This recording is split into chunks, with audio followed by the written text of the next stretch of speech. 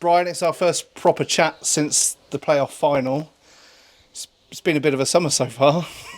Players in, players out.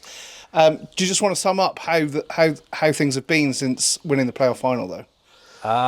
Yeah, pretty manic actually. Obviously, we had the euphoria of going up, and everyone enjoyed themselves. But it was a quick turnaround, really. Obviously, coming into this league, the Vanarama National South, it's a real tough league. So we've got to have our wits about us and try and create another group that can be successful and compete in this league. So a real quick turnaround in terms of recruitment, and yeah, there's not been much of a break in terms of trying to just switch off, because ultimately we've let six or seven really good players go, and we've now got to replace them. So very busy with the recruitment side, but it's a really enjoyable task.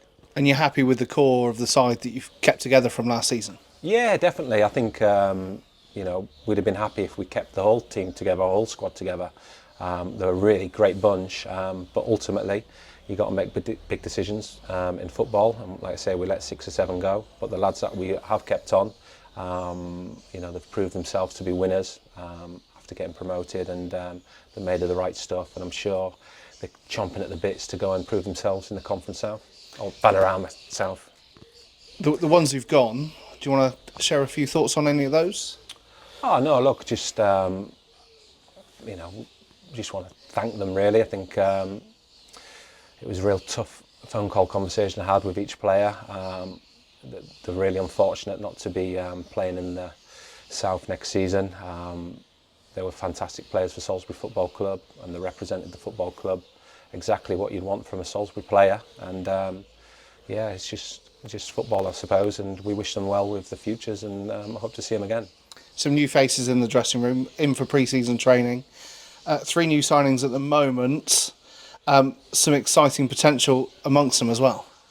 Yeah, absolutely. The lads we've brought in, Jordan from Totton, we obviously came up against him numerous times last season, and he's a really exciting talent. I think he'll be a fan's favourite. And obviously we've also brought in Big Rafa from Gosport, another guy that was a real problem for us in the games we come up against, and I think he's got another couple of gears he can go through.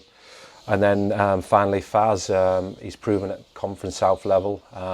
He's had a really productive season with Chippenham last season, and we're really excited to see him play. The first opportunity obviously is going to be in just short of 3 weeks' time at Laverstock, and hopefully the fans can come down there and support the boys, and maybe get a glimpse of the new players. And as you already said, things are busy. They've not really stopped. Behind the scenes, lots of work still going on to bring in more new signings. Yeah, absolutely. It's a tricky stage, this, because ultimately we don't just want to rush and panic. We're talking to numerous players, but they've got to be the right fit. Ultimately, we haven't got a huge budget at this level, so we've got to spend our money wisely and prudently. It's a case of, it's a long old season. We don't want to be stuck with the wrong players through rushing things or being sloppy with our approach to recruitment. We'll sit tight until the right players become available, and then when they do, hopefully we can be decisive and set ourselves up for a really positive season. And some developments behind the scenes here as well with backroom staff in your team of backroom staff. Yeah, no, Billy's joined us, the physio there, and we welcome him. He's had a really positive season at Wimborne. He's another young, kind of befitting with the squad really, young up and coming and wants to kick his career on. And now I'm sure he'll fit in really well, and the moments that he's had with us so far in the off-season, he's been really professional and thorough, so we look forward to working with him. And outside of the first team, it's quite a busy place, Salisbury Football Club at the moment, with the women's team, the development team, the youth sides. It's a busy place. Yeah, and for me and you, and the walking football.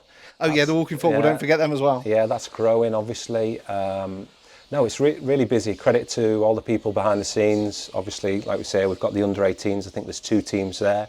We've got the development team. I think they're called the under-23s this season. They didn't have the season that they wanted last season, but they've got an opportunity hopefully to remedy that this season and hopefully provide some players for the first team or potentially have a successful campaign. And then the women's team, that seems to be really growing, so credit to all the staff there who are making that a success. And then obviously the walking football, that seems to be growing as well. So now there's a real feel-good factor at the football club, not just from the first team level, but also in and around it. There seems to be a buzz and it seems to be growing and heading in the right direction. So now it's all welcome. I'm back with the first team training, doing all the kind of pre-season rituals of testing fitness and all those other things. Excited to get them back out on the training pitch and working with them. Absolutely, yeah. I think a lot of our success last season came from a really strong pre-season. I think we really tested ourselves in terms of the opposition we played, but also the work the lads put in. They really earned it last season. I don't think it was a surprise to me that there were so many late goals for Salisbury Football Club, because the work the lads put in pre-season was testament to the character and the sacrifice that they were willing to go through to make Salisbury successful. And I think it's going to require that again this season. We're going to have to make sure we earn it. We're going to have to put the hard yards in, and like I said, the calibre and the character of the players, it won't be much cajoling from me to get them up to speed. I think they're just good, honest lads who are willing to sacrifice the comfort zone to help Salisbury become successful again. And fixtures for the new season, I'm sure lots of people have got their eyes on the 10th of July when they appear. Is there anything that you're particularly looking out for? No, I think it's going to be a really exciting season, isn't it? You know, you can go right through the teams that we're going to play. There's obviously big matches in there. There's a couple of local rivalries as well, but ultimately it's just going to be exciting, isn't it? Playing all these new teams. We're hoping for really positive numbers in terms of the crowd. I think the early bird season ticket sales have sold really well. So we're just hoping for the city to get behind the football club even more than it has done last season, which was incredible, and build on the momentum, and let's try and have another really positive season. Thanks, Brian. Thanks.